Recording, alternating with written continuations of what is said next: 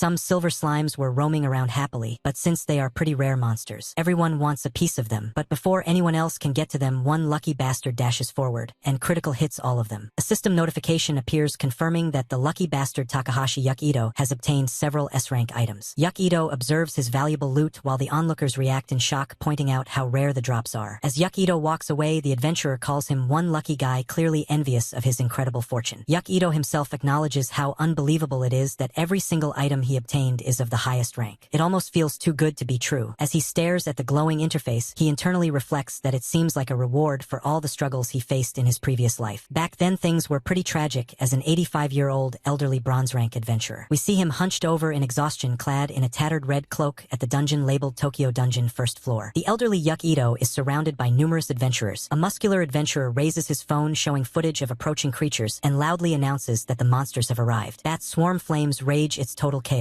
Someone warns that it's no longer safe outside, so an adventurer shouts that they must move deeper inside the dungeon. Another argues it's pointless as more monsters are coming from below. A younger adventurer sees the elderly Yukido still standing and urges him to run, saying now isn't the time to be hunting slimes. Yukido doesn't respond. The younger man reaches out, but Yukido swats his hand away, and without hesitation Yukido walks toward a group of slimes. The younger man stares, still shouting after him in confusion, but people whisper that there's something wrong with the old man. They say to leave him, calling him a useless old fart whose stats never goes up. Another young adventurer angrily pushes past him, shoving the old man aside. Yukido falls but does not break. He reflects that decades have passed since the founding of adventurers. The system follows a familiar structure even though growth varies for each person. Defeating monsters increases levels. Leveling up boosts stats, allowing some to gain magic while others get skills. This is normal, but Yukido's case is different as his stats are abysmal. He wonders why only he is like this as he remembers his past struggles where every time he tried to do his best, he trained relentlessly, pushing himself beyond limits, hunting weak monsters endlessly. He climbed to level 98 through sheer effort. The system limit is level 99, so just one more remains. He tells himself everything will be worth it once he reaches the top. As he lunges at a slime, he yells that his stats are just slow to bloom, believing the final level will change everything. While struggling against the slime, he grits his teeth, screaming that it has to be true. Once he wins, a notification appears telling him that he has reached level 99. His breath is shaky as he whispers finally. His hands tremble, staring at the glowing screen. He believes this is it. The moment everything changes as tears stream down his face. He begs the system to reward him for all his hardships with a desperate voice. A final notification appears showing that his strength has increased by 1. Seeing this, he falls to his knees as the truth sets in, causing rage to overtake him. He screams at the system, asking if it was all for nothing. Despair has crushed him so much that even his voice cracks as he demands an answer. But around him there are just glowing red, hungry eyes of the monsters who are waiting for him to succumb. His body grows heavy as his limbs refuse to move. He no longer has any hope. That whole life was just truly horrible. Everyone looked down on him. He couldn't save his mother, who had always treasured him. He even ended up crushing his one and only little sister's happiness. So he was glad in a way for that crappy shit to be over. But then, the system screen flashes red with an emergency notification. A fatal error has occurred with Takahashi Yukido's status system. An emergency repair patch is deployed, forcefully initiating a rollback on his life. As the correction takes effect, a hidden system layer is unlocked, revealing previously inaccessible parameters. In an unprecedented move, the system grants him an enormous compensation for its failure as an apology for the errors that plagued his existence. Yukido's consciousness stirs, his surroundings dissolve from darkness into a bright, unfamiliar space. Takahashi Yukido looks around in confusion as he processes what just happened. The receptionist smiles at him warmly as she informs him that from this moment onward, he is an adventurer. His mind races, trying to make sense of the situation, so he hesitantly asks if there is something wrong, but the receptionist reassures him that everything is in order. Flustered, he quickly denies any issue and thanks her before stepping away. He finds a quiet corner and pulls out his phone. The date displayed on the screen is March 15th. This was the exact day he had first registered as an adventurer in his previous life. He remembers seeing status bonuses right before he died and wonders what happened. As he calls out for his status screen, it appears exactly as it was when he first started, but this time to his surprise, he can actually scroll down. Curiosity gets the best of him and he swipes downward to see something shocking. His other stats are unchanged, but his luck stat is maxed out at 99.99. This is freaking insanity. Luck had always been an invisible, hidden parameter, and for someone who endured 70 years of misfortune, this newfound advantage seems surreal. Determined to confirm whether this luck truly impacts his life, he decides to go slime hunting. He enters the Tokyo dungeon, where the sight of blue slimes hopping in the grass brings him a strange sense of comfort. Just as he is about to begin his hunt, his keen eyes catch an anomaly. A silver slime, an ultra-rare monster, one that he had only ever encountered once in his previous life, only to watch it escape in an instant. Determined not to let it slip away again, he readies his weapon. He knows knows that this monster yields an enormous amount of experience points, but it is notoriously famous for its quick escapes. He needs just one more step to reach the slime with his attack. But suddenly an arrow shoots into the ground near him. A voice from the distance hurriedly apologizes, claiming that it was a misfire. But his worst fears come true as he watches the silver slime tremble in panic. Now it looks like his once-in-a-lifetime opportunity might slip away yet again. But the next moment the slime suddenly turns around and launches an attack. Shocked that the slime is being aggressive instead of escaping. Seeing an opening, Yukido strikes at it with all his might. His weapon pierces directly into the core of the silver slime. As the slime bursts apart, he feels the surge of experience rushing through him, instantly leveling up multiple times. However, his victory comes at a cost. His weapon has also shattered upon impact. He acknowledges the toughness of the silver slime and makes a mental note to acquire a better weapon. But before he can lament his loss, a radiant light shines from where the slime once stood. He watches in awe as an item materializes before him. Disbelief washes over him as he realizes what it is: an S-rank drop, and it's a weapon. Picking it up, he marvels at the craftsmanship of the great sword of the silver slime. Checking its details, it boasts high attack power, but has a 30% chance of missing, a trait inherited from the silver slime's evasive nature. Holding the weapon in his hands, he grins, thinking to himself that this is an incredible start. Encouraged by this unexpected fortune, he prepares to continue hunting. However, before he can move forward, he is once again caught off guard, for more silver slimes appear before him. Stunned, he wonders if he is dreaming, as encountering even one of these monsters in his past life was nearly impossible. Yet, before he can process his luck, the slimes suddenly charge at him in unison. Realizing he has no choice but to fight, he braces himself, acknowledging that hitting all of them at once will be a challenge, especially with a weapon that has a high chance of missing. But despite the odds, he refuses to back down. After successfully defeating the 4 silver slimes, he reflects on his triumph and remarks that he somehow managed to take them all down. The glowing loot from the fallen slimes catches his eye as he examines the rewards with a satisfied expression. He continues hunting for another hour, fully immersed in his newfound success. In a small comedic moment, he finds himself in an almost surreal situation, exclaiming as yet another silver slime appears before him. The sheer number of encounters leaves him bewildered but excited. After collecting rare drops from each silver slime he realizes that his bag is already full. He acknowledges that at this point he has no choice but to believe in his absurdly high luck. Standing on a hill during sunset, he raises his arms and joyfully exclaims that his luck is the real deal. Laying down in the golden field, he takes a deep breath and lets the reality of his new life sink in. He stares at the sky, contemplating the power he now possesses. As the sun sets, he clenches his fist with determination, believing that, with this power, he can surely become someone this time. Yukido, feeling a renewed sense of purpose, affirms that he will make his family happy. He recalls his sick mother, who he wants to support, and his sister, whom he envisions as a bride, hoping for her happiness as well. As he lies in the grass, basking in the warm glow of the setting sun, he suddenly realizes something crucial. Does he even have a home to return to? He abruptly sits up, questioning whether his past life circumstances still exist. The weight of his 70 years of solitude crashes down on him, making him wonder what has changed. With a longing gaze, he grips his sword and admits to himself that he wants to go home. Takahashi Yukido rushes through the streets with determination. He thinks to himself that he wants to meet his family right now. His heart pounds as he sprints towards his home, desperate to confirm if they are really there.